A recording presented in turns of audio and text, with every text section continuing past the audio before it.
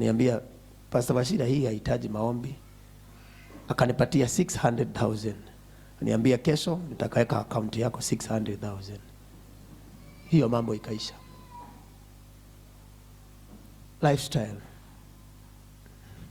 Siwaambii mambo ya doto, nawaambia asili nilikuwa nimewaambia na wazindwa. Sasa nikiona nitaitisha huyu naye hana pesa, tumetoa wapi pesa za? Sasa tutafanya nini? Nikaona nikijaribu kuambia, sasa nitaambia leaders, wataanza wapi? Nikiwaambia nyinyi mtauliza ni church tutajenga ama ni gari tuko kulehera kana. Si utaona hata wewe utajiuliza hizo maswali. Bwana asifiwe sana. But that was the thing, brethren. Lifestyle change.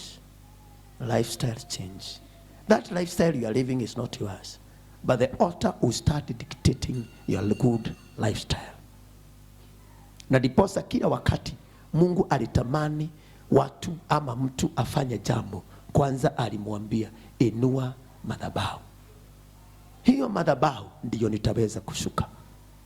Sodom na Gomora, wakati Loti alienda Sodom, hakuinua madhabahu. Hakuinua nini? We, salimia mtu mfanyie hivi, sababu hataki kusalimiwa mfanya hivi.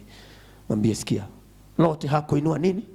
Hakuinua madhabahu. Alipoteremka Sodom, hakuinua madhabahu ya Mungu. Alienda kukaa lifestyle, free lifestyle. Free what?